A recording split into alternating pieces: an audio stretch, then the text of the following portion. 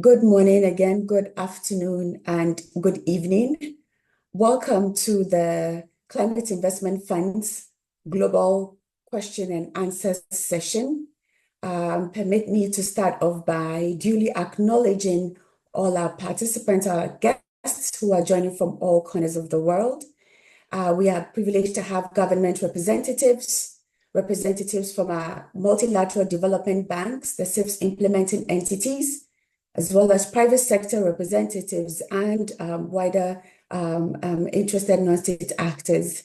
The focus of our conversation over the next hour will be on the CIF Industry Decarbonization Program and the recently launched call for expressions of interest. Next slide, please. My name is Dora Kujo.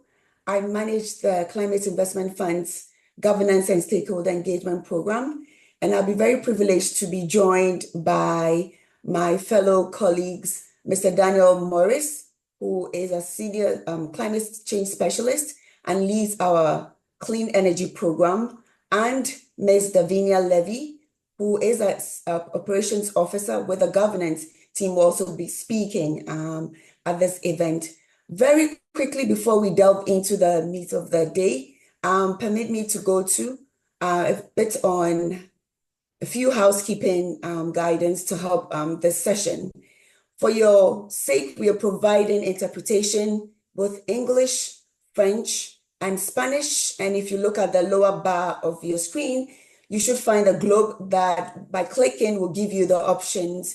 If you resort to the baseline language, that would be English, as in English, the main language for the session.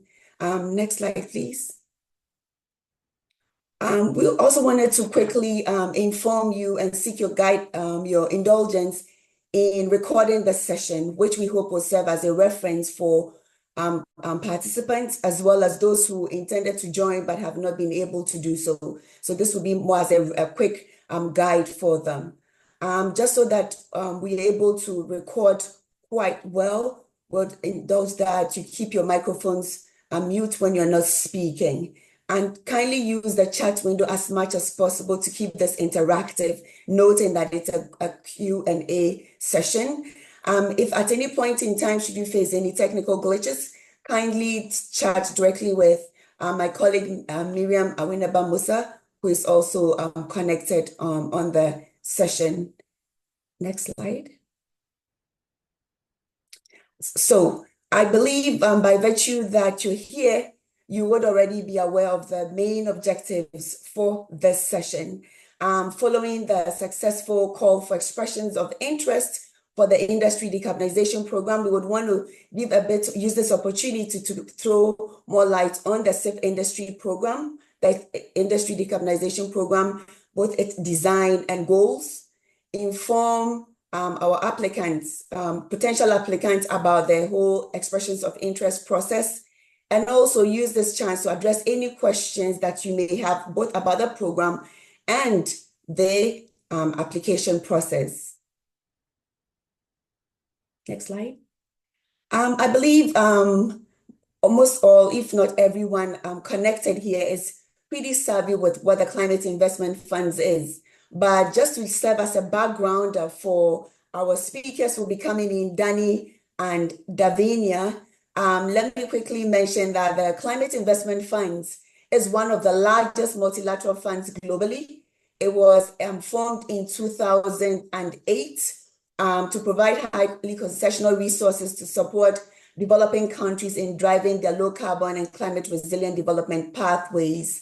Currently, we are serving over 80 developing countries with about 12.1 billion in both pledges and contributions. And that I can confidently say is leveraging over 64 billion in co-financing. And the 80 countries that CIF is currently working in, over 360 operations covering key thematic areas and sectors, including clean technology, clean energy, renewable energy generation and integration, also looking very closely into issues on nature-based solutions and sustainable forest management, supporting our client countries in driving resilience in both the development planning as well as in operations. That it's also very, very important to note here that the CIF provides a pretty robust governance model that allows both our contributor countries and our partner countries to be joined by active voices from civil society, indigenous peoples and local communities and private sector in the decision-making around climate financing, around the interventions that the CIF supports. And permit me to also add that the CIF is privileged to be delivering our support to our client countries through our multilateral development bank as our implementing partners. And here we are looking at 6 AAA multilateral development banks: African Development Bank, Asian Development Bank, Inter-American Development Bank, EBRD as in the European Bank for Reconstruction and Development, the International Finance Corporation, and the World Bank. The CIF currently has 2 main trust funds, that is the Clean Technology Fund and the Strategic Climate Fund. Next slide, please. With a focus on our Industry Decarbonization Program, permit me to just throw a bit of light on the Clean Technology Fund. It's this very fund, which comprises about 70% of the CIF's 12.1 billion contribution and pledges, is helping finance low carbon technologies in developing countries with significant potential to help scale up, attract private investment and support low carbon development. The Clean Technology Fund currently is investing in renewable energy, energy efficiency, and clean transport, including innovations in the areas of energy storage. It's worth noting that our MDBs with the CTF or the Clean Technology Fund help, our multilateral development banks are deploying pioneering investment strategies and instruments, which is really helping leverage a significant co-financing. And currently with 164 operations, the CTF interventions are attracting over 57 billion, and that's really significant. So let me stop there. Again, I believe you're enjoying the picture on the screen, which is one of the largest concentrated solar power plants in Ouarzazate, Morocco, one of the CIF's interventions, groundbreaking interventions in the renewable energy space. So I'll stop there, and please, if you can move to the next slide. I will stop here and invite my colleague, Mr. Daniel Morris, in. Note that once Danny finishes his presentation, we will provide you 15 minutes for robust questions and answers. But while he's speaking, please feel free to put any comments, any feedback in the chat window. And with that, I pass the floor to you, Danny. Welcome. Thank you. Thanks, Dora. Good day, everyone, whatever part of the day it is for you. Nice to see you joining us this morning. If we can move to the next slide, please. We're going to give an overview of the industry decarbonization work that CIF intends to do, and we'll try to speed through this so that we can get to questions, but also be as comprehensive as possible so we can answer as many questions that may arise ahead of time. So the aim of the program for industry, or programming that we will do in the industry decarbonization space, is to accelerate the transition of high-emitting industries to zero carbon practice and unlock investments in net zero carbon, climate resilient business models and technologies. The work that CIF will do in the industry space is really meant to span the spectrum of what you might consider industry decarbonization. We are looking at both high-emitting industries that may have hard-to-abate processes that require a lot of extra work or different technology to remove greenhouse gas emissions from their production chains. But we're also looking to add to the supply chains and processes of industry to produce the type of technology that's necessary for decarbonization. So we're really trying to tackle both ends of the spectrum with this work that we are looking to support. Where that work will occur is on a number of different levels. So we've listed them here, and we think it's useful to just conceptually think about where different levels of intervention may exist. So obviously, there is the facility or technology level where you can really do the sort of traditional type of MDB investments that one might expect, whether that's specific technologies or doing work at the facility level. There's also a focus in the program on the corporate and sectoral level, which is looking to pilot different policies and projects that can scale new technologies, can scale best practices in decarbonization. Those practices then can build out to national and regional scopes as well, and be complemented by work in the policy space, whether that includes different piloting different policies or supporting capacity building at a policy or national economy level.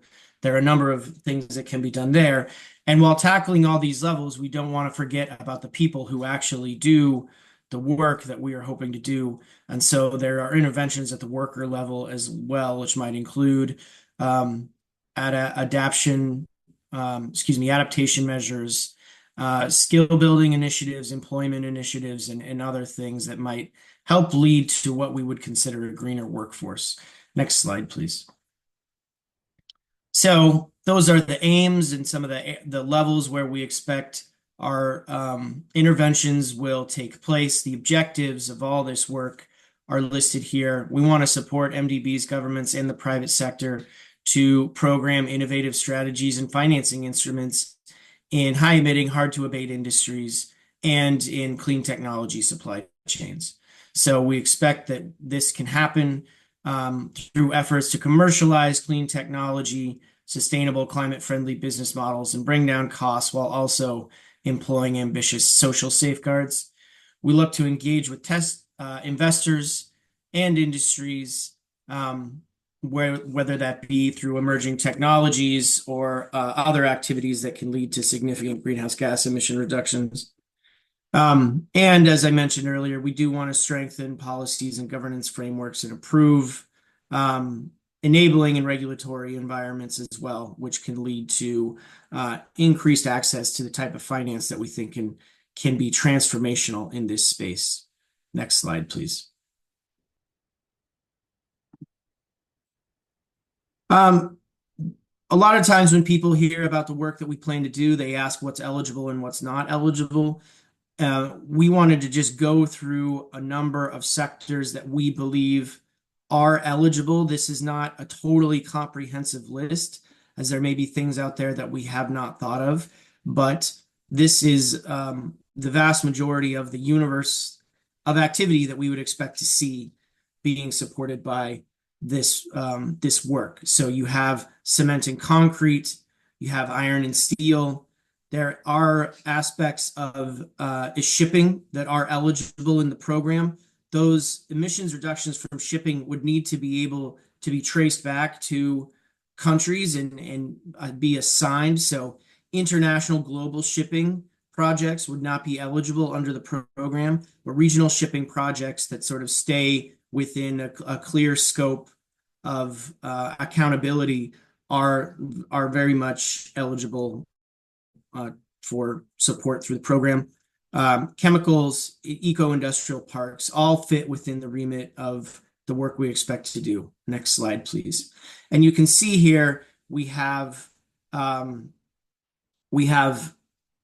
examples of work that can be done. Again, this is not meant to be a comprehensive list because we do want countries that are interested in participating in MDBs that are working with them to really put together some creative interventions and bring some things that maybe we aren't seeing ourselves at any moment.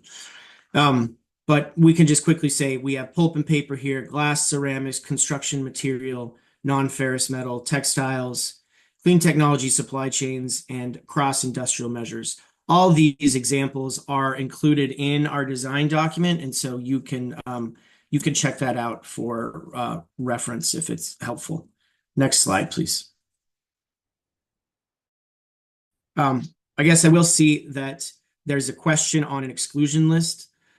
We don't have a set exclusion list, but we do know there are a couple activities that would probably not get support from our trust fund committee were they to come forward for approval. Those include, as I mentioned, sort of global shipping efforts or things that can't be traced back to a country level. Another example that would not qualify are sustainable aviation fuels, because those, again, don't necessarily have the type of traceability back to specific countries' efforts to reduce greenhouse gas emissions. Specifically on the question of CCUS, it would be eligible in some circumstances, especially where there aren't really any other alternatives. But I will caution that any type of project that leads to the extending the life of a greenhouse gas emitting, a fossil fuel powered asset, for instance, something that might extend the life of like a metallurgical coal burner, as in steel or something like that, would not be eligible for the program. But in sectors where there really isn't any other option, like cement, it's possible. But as we'll talk about a little bit later, I think what this program wants to really focus on are the most bang for the concessional buck, as it were. So with that in mind, let me just speed through these last remaining slides. We just want to bring your attention to some of the key aspects of the design of this work that's maybe different from some other CIF programs. There's a significant focus on engaging the private sector in this program, as they are such a critical part of the work. So that means that at least 50% of a country's resource allocation would be expected to be dedicated to private sector programs. And indeed, there's room for up to 100% of those resources to be focused on the private sector. We have also, for the first time, allowed governments to choose to submit a joint expression of interest with private sector entities. So if there are firms, a group of firms, or a trade association that a government feels are best placed to help execute an investment plan, then they can submit an expression of interest jointly with that and the private sector entity or group of entities. Regional expressions of interest, we do expect to see a number of those, and similarly, the regional, the group of countries can choose to submit to delegate their submitting authority to a single MDB or to a private sector organization. Additionally, under the program, regions do not need to be limited in geographic scope, meaning they don't necessarily need to share borders. If there are countries in different regions of a continent or even on different continents that share similar challenges, and they think it would be advantageous to have a joint proposal, then that is allowed as well. To balance the flexibility that's necessary to facilitate private sector activities and the need to define the scope of work at an early stage for the Trust Fund Committee and to provide predictability for the governments and the MDBs, we are asking that private sector activities include potential partners that could execute these projects at the investment plan stage. That doesn't mean that those identified firms or partners will have to execute projects or even would execute projects, but it does allow for a little bit of certainty to be embedded in an investment plan from the very start. Additionally, because we appreciate the fast-moving aspect of many private sector projects, we expect that they'll be able to be executed relatively quickly. And if not, we would expect that countries and MDBs would move on quickly to other opportunities because they may exist. So we are reinforcing our existing policy of a 24-month time period for private sector project approvals following the approval of an investment plan.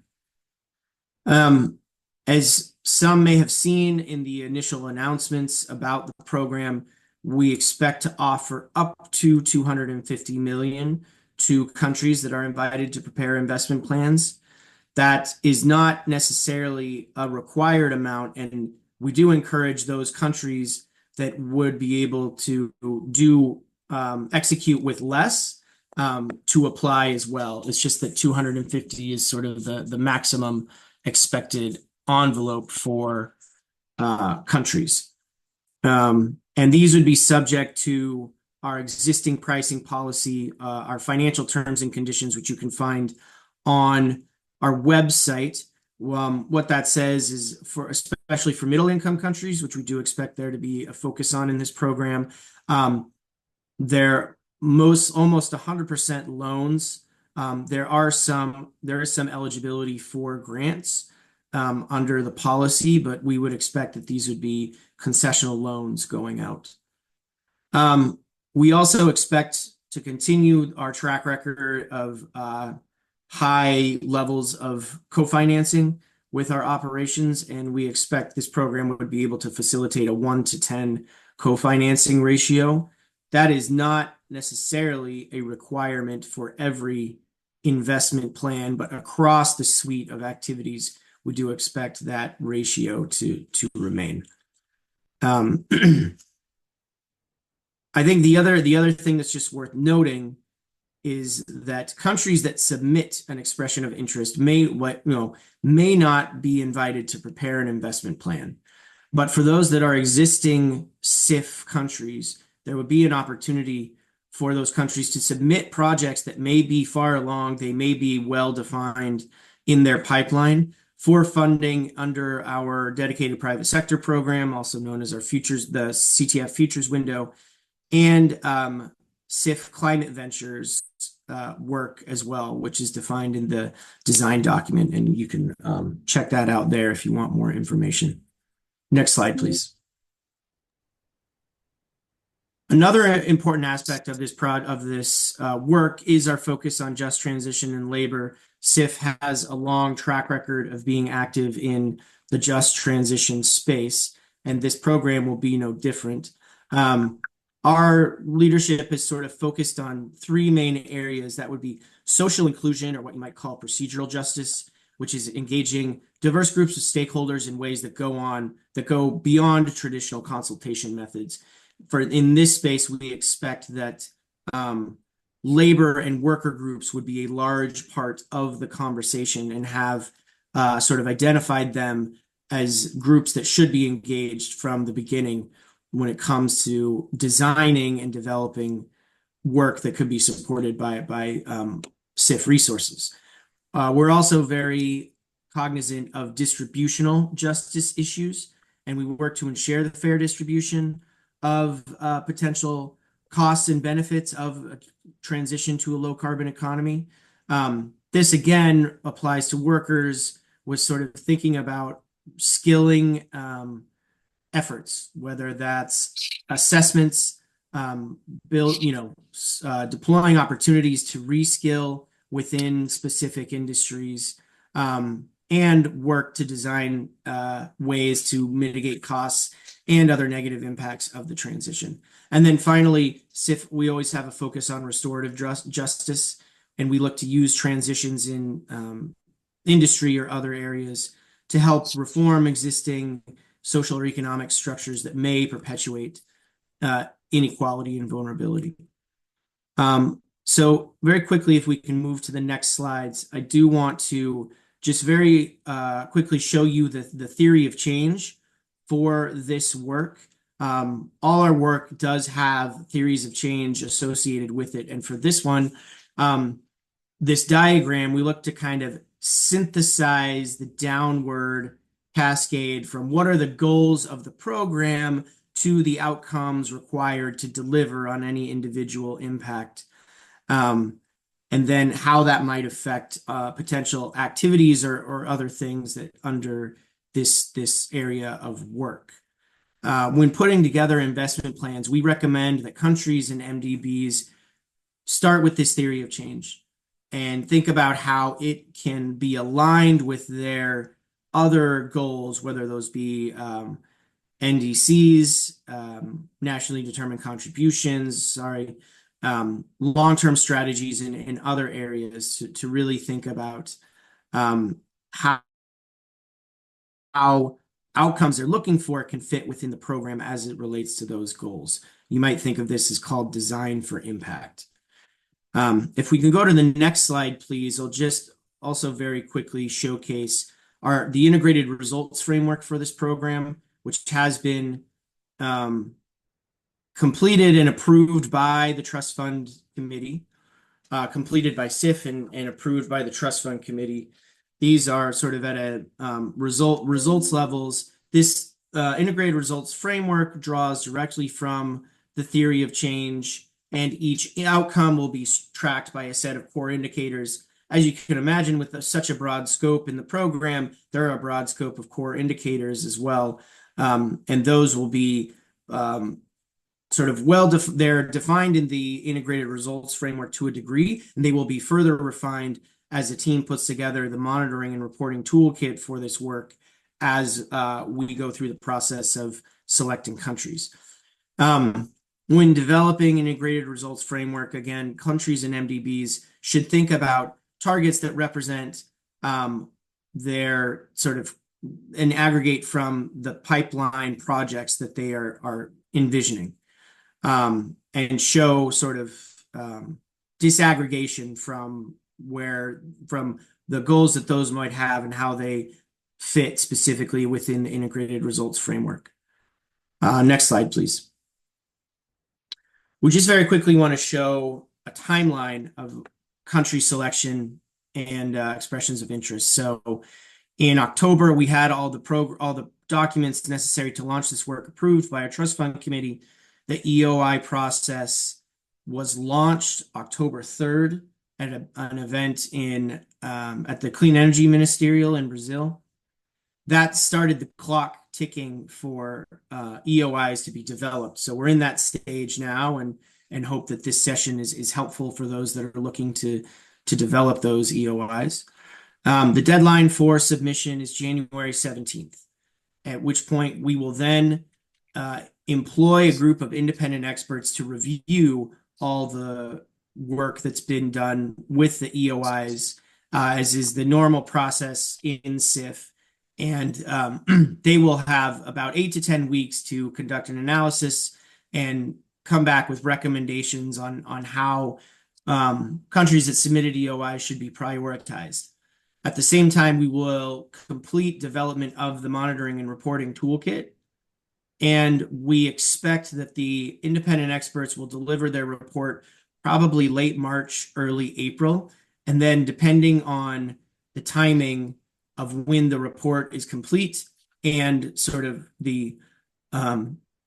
frankly, the international schedule of meetings related to climate and other multilateral processes, we will look to engage our Trust Fund Committee for a decision sometime in the second quarter of calendar year 2025. Next slide, please.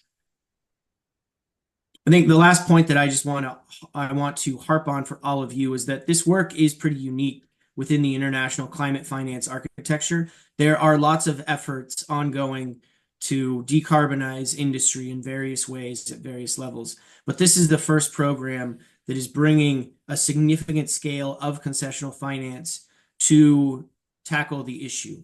And we have spent the past year and a half coordinating with other groups and making sure that the work in this program can be very strongly aligned with other efforts out there. Those things include the work of the Breakthrough Agenda, the Climate Club, the Industrial Deep Decarbonization Initiative, the recently launched Brazil Industry Hub, which is going to be part of Brazil's larger country platform, and other emerging platforms. And we've done this work with groups like UNIDO, the OECD, and the Leadership Group for Industry Transition.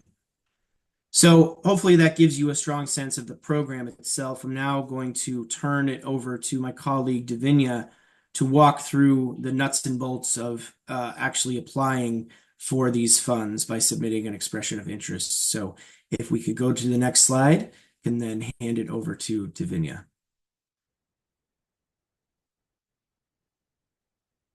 Thank you, Danny. Maybe Dora, is that okay? Should we proceed? I believe so. I only thought, Danny, that you had one or two interesting questions perhaps that you would want to touch on, after which Davi will come in. The beauty also is that we have our colleague Paul Matthew also addressing some of the low-hanging questions, but we'll save any additional questions for when Davinia finishes her presentation. There was one interesting question, Danny, if you want to pick it now, is what percentage of the funding? I'm sure you tackled on that by virtue that this program is uniquely elevating support for private sector engagement. I thought to flag it for you that what percentage of the funding is going to be provided for private sector. So thought to bring that up before Davi comes in. I see the response, but it's important for participants to know that. Thanks. Yeah, so as I said in the unique design aspects of the program, at least 50% of an investment plan should be focused on private sector, but the ceiling can go up to 100%. So an investment plan could be fully focused on private sector activities, but it needs to be at least 50%. Super. So with that, Davi, please come in and go straight into it. Thank you. We're still taking questions in the chat window. Thanks. Yes, thank you so much, Dora. And I also want to flag the chat is on fire. It's really active. We are keeping up with it. We're reading every question, and some of our colleagues have been very kind to address those questions directly in the chat. My colleague Hannah has also invited you to join us. For those of you attending COP, there's going to be a session on the CIF industry decarbonization at COP. So we hope to see some of you there as well. So please, next slide. Thank you very much. So just in case you don't remember, my name is Davinia Levy, and I am with the governance team here at the CIF. And I'm going to walk you through the actual submission of the expression of interest. Danny has very, very clearly explained to you what the content of the program is, the kind of activities that the CIF is looking to fund. So we will go into the process of submitting your expression of interest. As you can see in the title of the slide, this is the URL to get directly to the EOI page. Is very easy to find, easy to remember, and even easy to find on search devices in the internet. And it includes the expression of interest form, and it includes a lot of documentation that will help you in your preparation and drafting of the expression of interest. The expression of interest must be submitted by a national country, so from a ministry and a national entity. I saw a question in the chat about whether local or regional governments could apply directly. The answer to that is no. It has to come from the national government entity, so a ministry, but it would be good to see some collaboration within the governments, and obviously a local entity could reach to the national entity to work together on that. The deadline, as Danny mentioned, is January 17, 2015. This is one of the most generous expression of interest window we have provided in the CIF, because we opened this in early October, I believe. So it's about 3 months, no, 2 months and plus. But it's pretty generous. We take into account there's some holidays and there's the COP and all of these engagements. So we want to make sure that everyone has an opportunity to fully prepare their expression of interest. Next slide, please. So in filling out the expression of interest form, which we will walk through also together online now, the responses should clearly demonstrate the ambition of the country in engaging in these industry decarbonization activities. Some of the sections that you will find in the form are the country's vision and ambition on how they will utilize those those CIF resources, how this investment would align and complement other engagements and investments at the country level, and the relevance of that investment in the program and in the country. But we will get to it when we look at the form. Next slide, please. Okay, also Danny kind of touched on it, so I want to go through this quickly so we have a chance for conversation.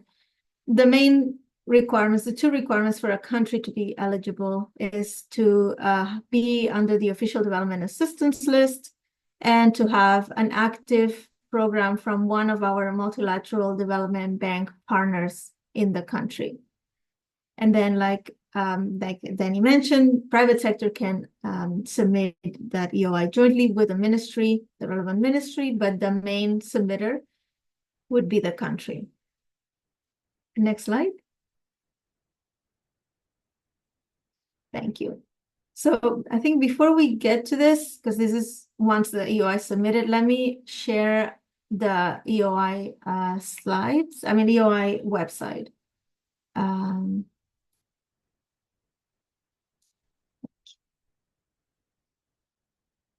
All right, so I hope you can all see my screen. This is the Industry Decarbonization website using that URL that's in the presentation. And you will find everything here. You'll find a link to the program website that includes more details on the program. This yellow box here is the button that will open the form that we will look at it in a moment. Here's some explanation about what the Industry Decarbonization Program is and what it aims to support. It reminds everyone that the date, the deadline is January 17, 2015, and the eligibility, the button to apply again. And then I want to draw your attention particularly to the bottom of the page, because the bottom of the page has very important links that you should all reference and really review in depth while preparing your expression of interest. The first one is the design document that has all the details on the program, so very important to review that ahead of your submission. The country selection process, which is the defined criteria for assessing expressions of interest that the expert group will have to take into account when reviewing your expression of interest. So very good to take a close look at the tables on selection criteria and the way that its criteria has. The integrated results framework that Danny touched on, the evaluation and learning toolkit, and other visuals and information to help you fully grasp and understand the program. So please do make sure that you get a chance to review these documents in depth if your country is interested in applying. So let's open up the form. This form is an online form. Another tip that we would give you is to please grab the content of the form. You can copy and paste it easily into a Word file or an external editing tool and work on it offline, because this is the online form. So when you click here and you at the bottom, when you say submit, that form will get to us. We will only accept one form per country. So it's important also that you coordinate with your any other partners in the country, any other possible ministries that may be interested in this, and coordinate with the multilateral development banks that are working in your country to make sure that there's one consolidated overarching application for your country. So going through this in detail, more information here at the top, and then your country should be here. That's the first question. Then importantly here in the contact information. So the first box is the official submitting the EoI.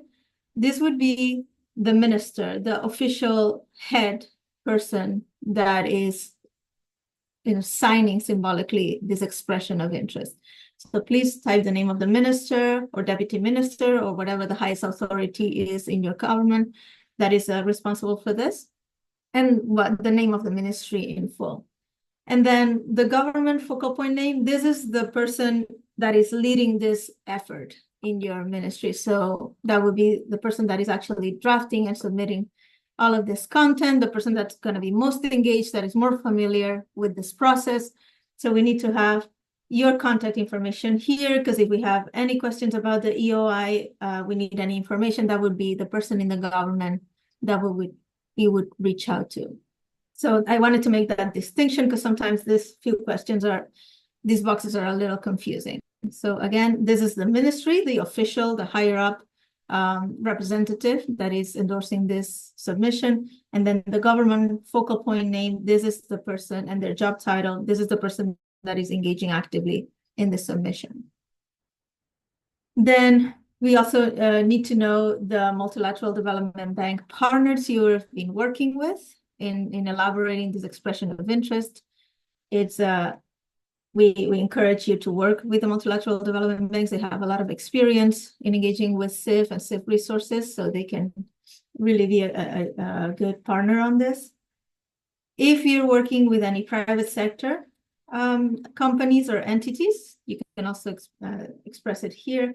These two are not mandatory questions because it could be in a combination of either or both, but it's an option.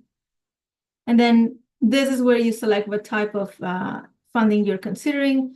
This is for the investment plan. So if it's a single country investment plan, you would select this one. If it's a regional, if you're applying on behalf of a group of countries, this regional expressions of interest are also allowed, then you would select this one and list here all the other countries that are part of this regional submission.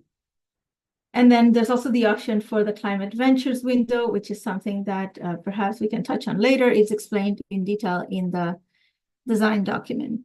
You can select multiple, but obviously investment plan and regional investment plan are opposite. I mean, it's either one or the other. So either this for a single country or this for several countries. And then this is confirming the eligibility criteria that we discussed, whether your country is eligible for official development assistance and whether they have an active MDB program on the ground. And then it goes on into the more open-ended questions. So that's where we would obviously recommend that you download this form and work on your write-ups offline. And then once you are all pleased with the final wording, you just type it in here before January 17. This one is the country vision and ambition. It has some guiding questions. And the limit is 20,000 characters, which means 20,000 letters and spaces and so on. I think it equals about 250 to 500 words. And these are more open-ended questions that you'll explore and draft. Private sector engagement, the social inclusion, gender, and stakeholder engagement, important component as well. And then we get to the bottom where we have additional attachments you can include with your submission.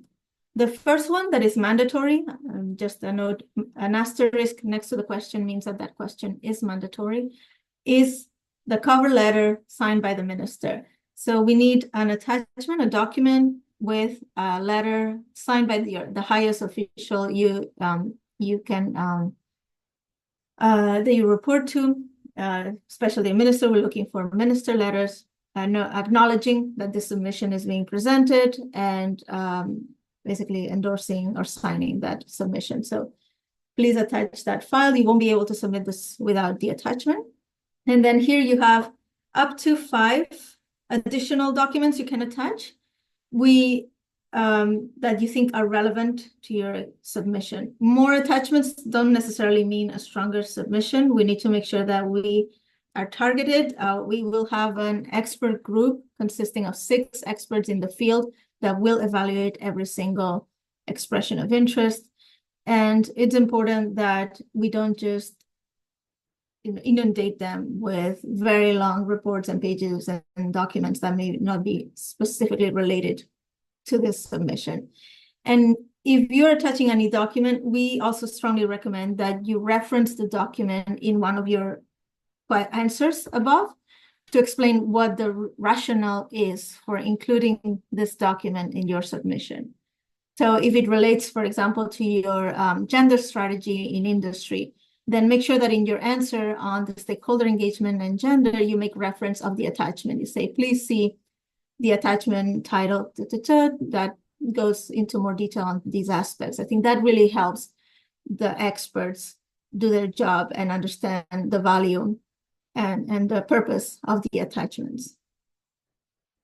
And then finally, this box here, when you're final and when you're happy with your submission, then you just submit it and it goes to the CIF Secretariat. And we will be compiling them for the experts that are going to start the hiring process for those experts is going to start shortly. And we will help them with the process, but it's going to be an independent expert group that will review all of the submissions. And if we could have the slides back up, Miriam, please. I'm mindful of time. Oh, yeah, so we're gonna fly through. But I think most of it was addressed. It was just the selection criteria that is in the country selection document that I referenced on the website that you'll find there. Here you can see the criteria value that we're proposing for the experts to take into account. However, the 6 expert groups, the 6 experts in the group have the authority also to create their own methodology and their own assessment. This is what we send them as an overarching criteria that they should take into account. Next slide, please.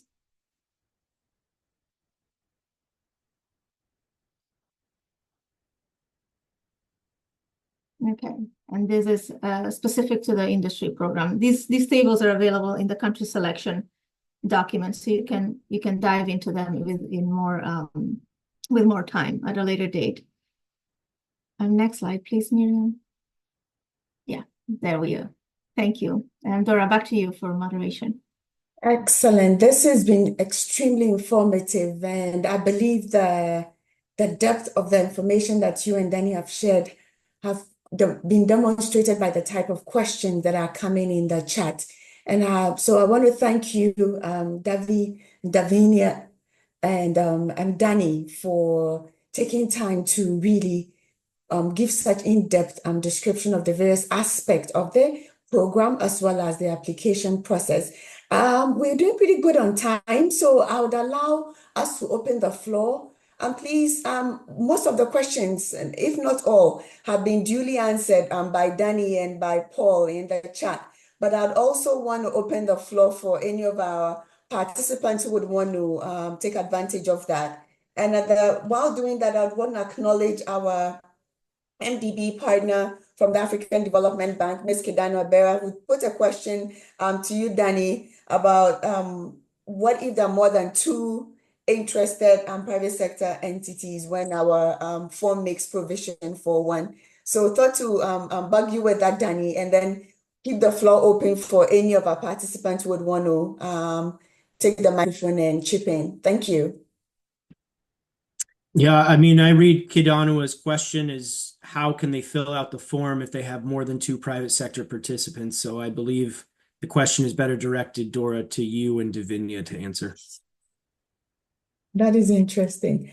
Well, Debbie, I would invite you to come in, but I believe that, again, our multilateral development banks have that prerogative in working with the country government as well as the private sector, and would take that into account in both in the prioritization and in the delineation of the key areas that the investment plan, the expressions of interest would be looking at. So that discussion would have to happen at the country level. And I appreciate the fact that in this particular case, we're giving room for 3-way communication, as in the government, the private sector, and the multilateral development bank. So I believe that finessing on how to package would primarily be more of a discussion that would take place at the country level. But I'll pass it to you, Davi, see additional content that you may provide. And Kidano, feel free to take the floor again. Thank you, Dora. Just to clarify, Kidano, the form allows for 2 private sector entities to be represented. So there's contact 1 and contact 2 in the private sector window. So you could have up to 2 organizations listed.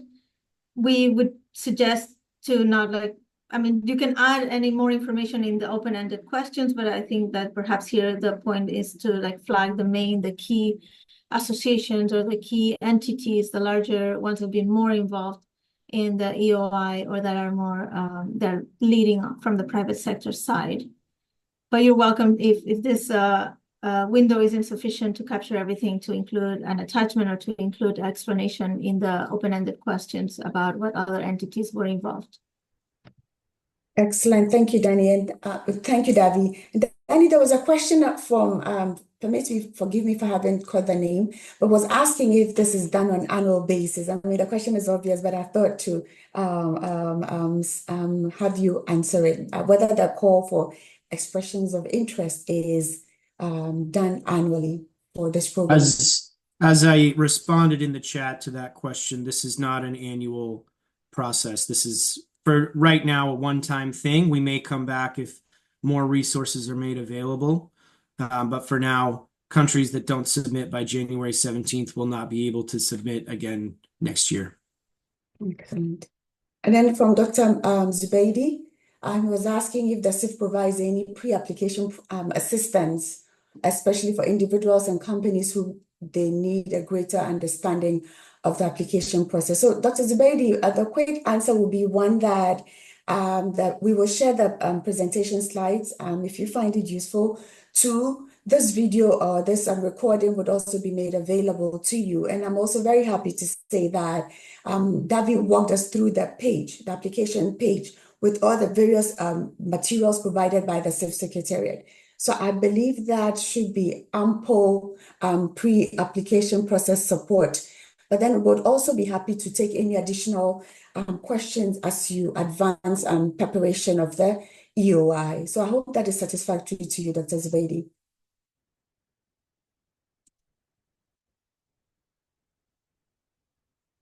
Okay. This is quite rich and a pretty interesting way to start the new month of November. I'm really glad that our able participants have found this very informative and timely.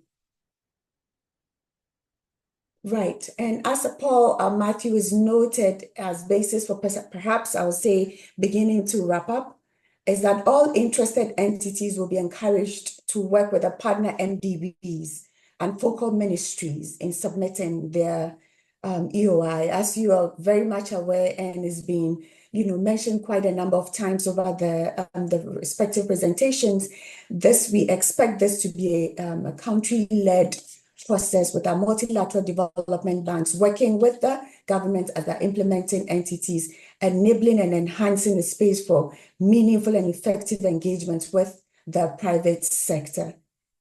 So thank you on that point, Paul Matthew. I see a question whether CIF be publishing a negative list of technologies or sectors. Quite an interesting one.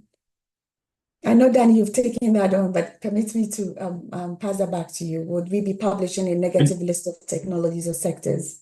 I just responded in the chat. We do not intend to publish a negative sector. I think, the scope is quite wide. And if there are specific questions, we're happy to address those.